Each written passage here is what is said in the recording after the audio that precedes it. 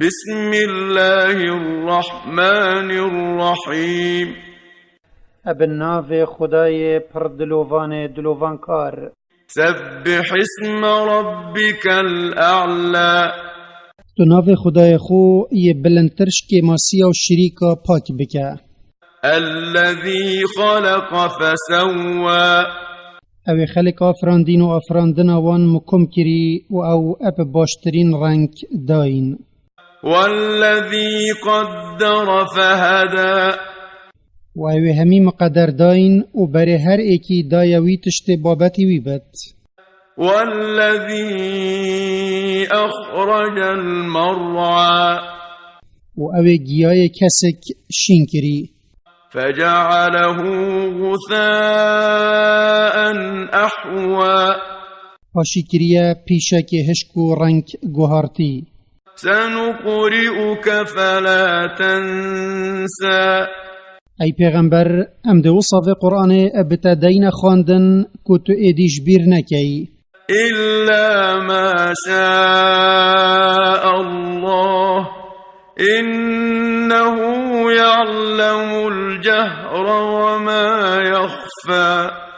او تنابت یا خود حس کری بو مصلحتك او پت زانت جبیرت ببت هندی او تشت اشکراش گوتن و کریارت زانت و تشت وشارتی جی. ونيسرك لليسرى. و دهمی کارتا دا ام ده برتا دین تشت بسانهی. فذكر إن نفعت الذكرى. و جاتو بیرا ملت خو ابوه قرآن بینوه اگر بیر اینان مفای بدت و بیر اینان واجبه اگر خو مفای ندد جی. سيذكر من يخشى. او ده بیرا خو لئینتوه یج خدای خو بطرست. ويتجنبها الأشقى. و او ده خوش بیر اینان دتا پاش او بخترش اج خدای خو نترست. الذي يصلى النار الكبرى. او ده چتا آگیر جهنم آمازن.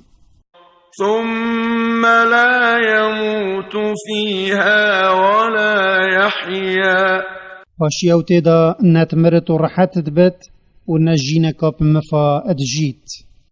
قد أفلح من تزكى.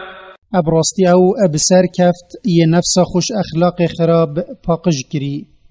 وذكر اسم ربه فصلى. و ذکر خوده کری و باوری به توحید و اینای و دعا جوی کرین و کار بوی تشتی کری او پی رازی و نویجل دم وی کری دا خود جرازی ببت. بل تؤثرون الحياة الدنيا. این گلی مروفا خملا جینا دنیای ابسر خوشی آخرت دیخن. والآخرة خير وأبقى. و آخرت او خوشی بردوام یا تدهی اج دنیای چیتر و بردوام تره. إن هذا لفي الصحف الأولى. اندی او یاد و صورت دا بو هوا هاتی گوتن او یا رامان و ادوان کتاب دا هاتی یتبری قرآن هاتی نخاره. صحف إبراهيم وموسى. و او کتابت ابراهیمی و موسی نصلاف لبن.